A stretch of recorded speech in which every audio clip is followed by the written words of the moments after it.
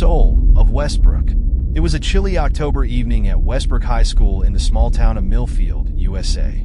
The trees outside swayed gently in the breeze, their branches rustling like whispers from another world.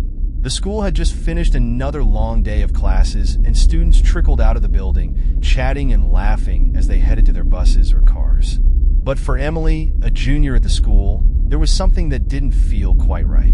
She had heard rumors about the school for months. Stories passed from one student to another, usually dismissed as nothing more than exaggerated tales. But as the days went by, Emily couldn't help but notice strange things happening around the old, aging building.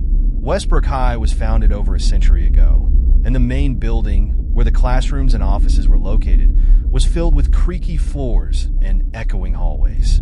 The school's history was steeped in tradition, but it also carried a darker, more mysterious side. Every student knew the story of Daniel Miller, a senior who had tragically passed away 5 years earlier. Daniel was the star of the football team, the kind of person everyone admired. He was outgoing, charming, and beloved by his peers. But one evening, just a few days before the start of his senior year, Daniel was involved in a car accident. His life was taken from him too soon, and the entire school was left in shock. At first, the death seemed like a tragic accident, but there were whispers among the students that Daniel hadn't truly left the school. Strange things began to happen. Footsteps echoing down hallways when no one was there, lights flickering in the middle of the night, and doors mysteriously opening and closing. Some even claimed to have seen a figure in a football jersey roaming the halls after hours. They called him the Ghost of Daniel. Emily had always been skeptical of such stories, dismissing them as the result of overactive imaginations. But lately, she had started to experience things herself. It started with small, unexplainable occurrences. She would walk down the hall toward her locker, only to feel a chill run down her spine, as if someone were standing right behind her. When she turned around, no one was there. At first, Emily shrugged it off, blaming the cold autumn air or the stress of school. But the occurrences kept happening.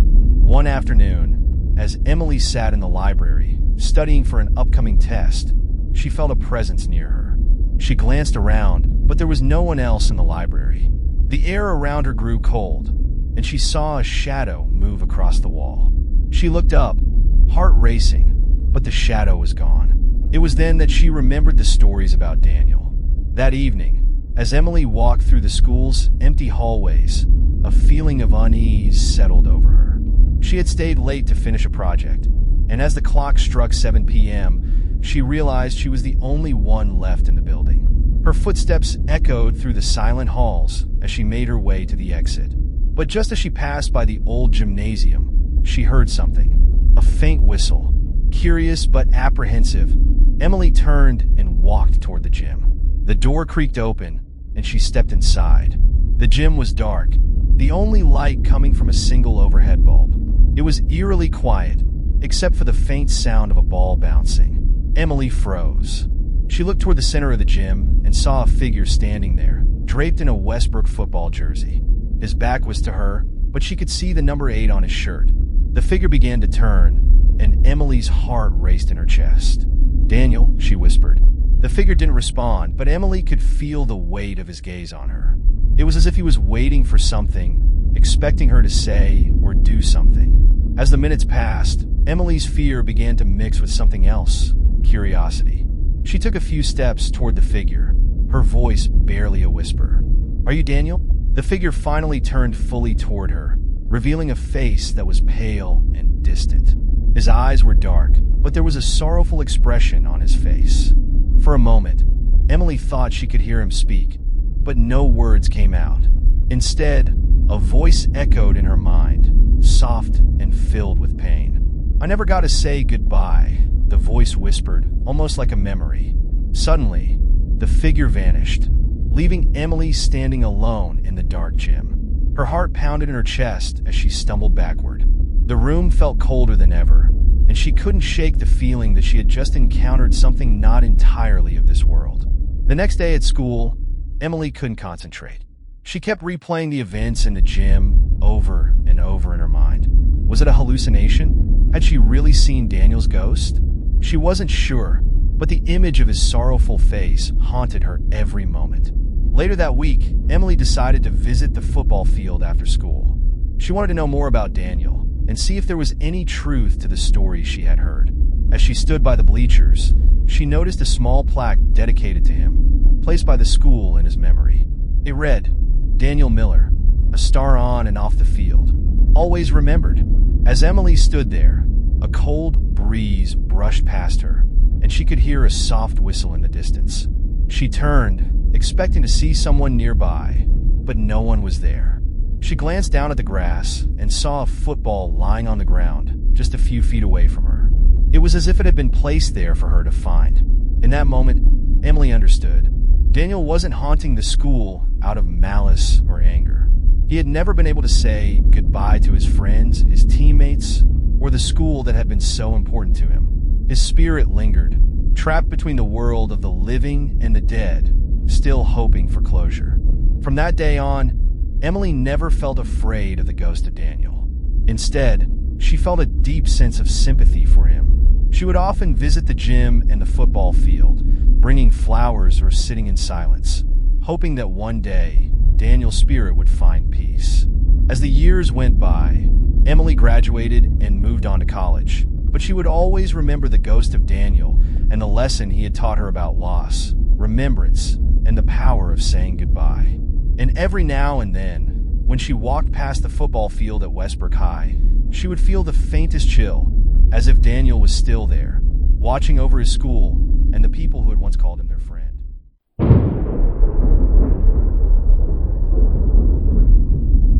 The Midnight Ritual at Crestwood High. Crestwood High was an old, prestigious school tucked away on the outskirts of a quiet town. With its towering Gothic-style architecture and long history dating back to the 1800s, the school had always carried an air of mystery. Students often whispered about its haunted halls, particularly about the dark events that had occurred many years ago. But nothing had ever been more disturbing than the rumors surrounding the Midnight Ritual. It all started with a new student, Jack, who transferred to Crestwood in his sophomore year.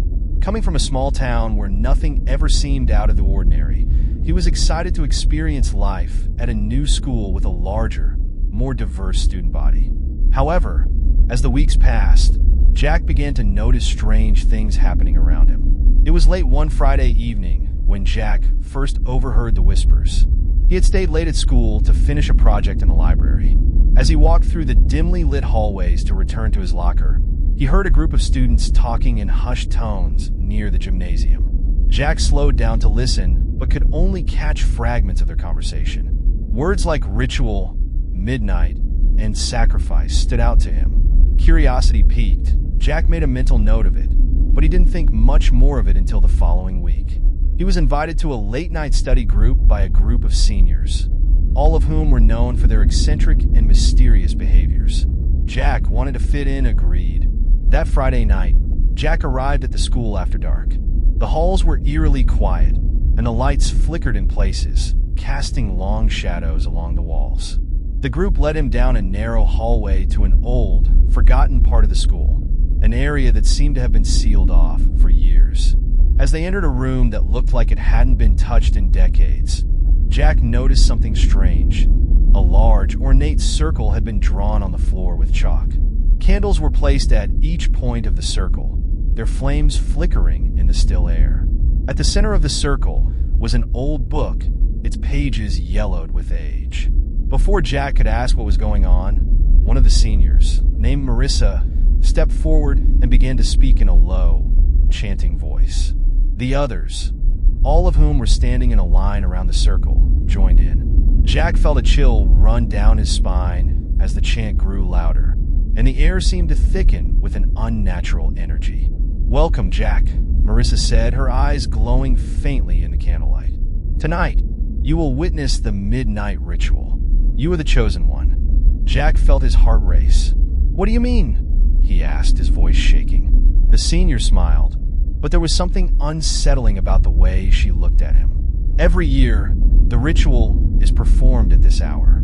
It's a tradition that has been passed down for generations. We call upon the spirits of the school's founders to ensure our success and power. Jack tried to step back, but his legs wouldn't move. He felt as though something was holding him in place, the temperature in the room dropping significantly. The chanting grew louder, and Jack could see the shadows around him begin to move, as if alive. Suddenly, the book in the center of the circle opened on its own. The pages turned rapidly, stopping at a page that seemed to glow with an eerie light.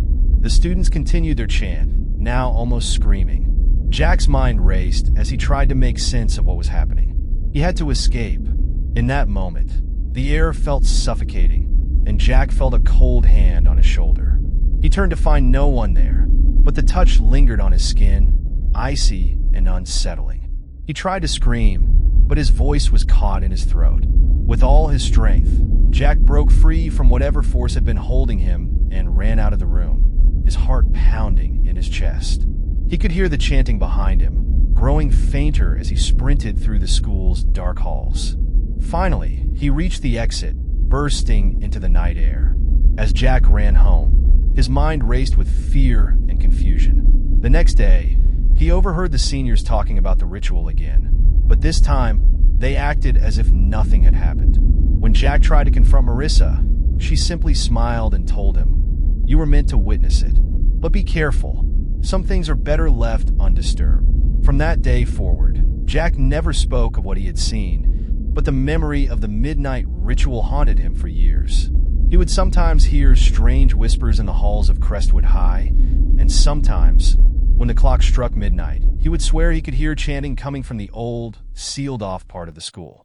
The midnight ritual continued, year after year, a dark tradition that no one dared question, except for Jack, who would never forget the eerie power of that night.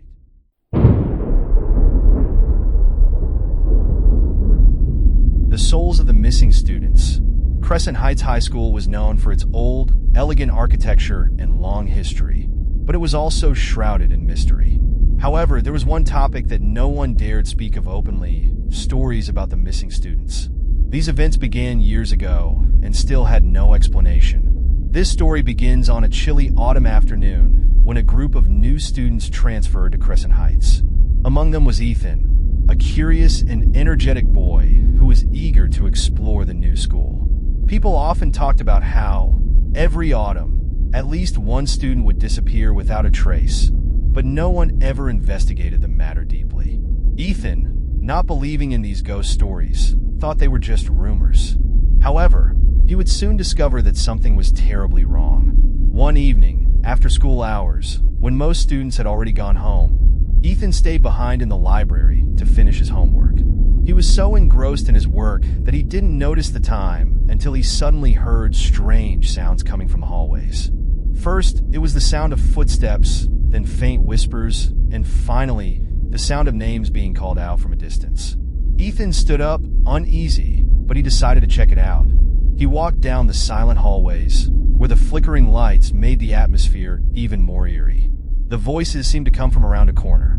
So Ethan stepped forward and found an old, rusty iron door that hadn't been used in years.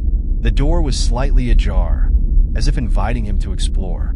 He cautiously pushed it open and found himself walking down a dark hallway leading to the basement of the school. This part of the school had long been abandoned, and the old students often whispered that it was a place of strange occurrences. As he descended into the basement, the air grew heavier and colder, and his footsteps echoed in the silence. Suddenly, a gust of cold wind swept through, and a ghostly figure appeared in front of him. It was a girl, dressed in an old school uniform, but her face was a blur, and only her white, hollow eyes seemed to pierce through him. "What are you looking for?" the girl whispered, but it sounded like her voice was coming from far away. Ethan couldn't speak at first, frozen in place as he felt a cold chill sweep through his body. He could feel the presence of the girl, knowing deep down that she was no longer living. His fear grew, but he tried to keep his composure. "Who are you?" Ethan stammered. The girl paused, staring at him blankly, as if pondering his question. After a long moment, she spoke again. "I am Emily. I disappeared many years ago, along with my friends. We came down here and no one ever found us." Ethan took a step back, unable to believe what he was hearing.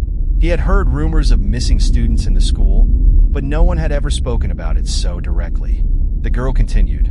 We played a game that should have never been played. We went into places we weren't supposed to, and now we are stuck here, forever unable to leave. Ethan felt a force pulling him towards the girl, an unnatural energy that made it hard to breathe. He felt trapped, but his body seemed to move of its own accord, inching closer to her. The girl's eyes glowed faintly in the darkness as she spoke again. If you don't want to end up like us, you need to leave now. The door will close, and you won't be able to leave if you don't hurry. In a panic, Ethan turned and ran, but the hallway seemed to stretch endlessly in front of him. He could hear the sound of footsteps behind him, echoing in the darkness. Finally, he reached the stairs and ran back up, breathing heavily. When he emerged back into the school's main hall, everything seemed normal again, but the memory of what he had seen lingered in his mind. The next day, Ethan overheard some students talking about missing classmates, but they spoke as if nothing had ever happened. When he tried to confront Emily's ghostly figure, he received nothing but an eerie smile. You were meant to see it, she had said, but be careful. Some things are better left untouched. From that day forward, Ethan kept silent about what he had experienced. He never told anyone about his encounter with Emily or the missing students, but the memory haunted him for years. Sometimes, when he returned to the town, he heard rumors about other students who had disappeared, and no one dared go near the basement anymore. On cold nights, people would hear whispers coming from the abandoned part of the school, as though the souls of the missing students were still trapped, waiting to reach out to the next curious soul.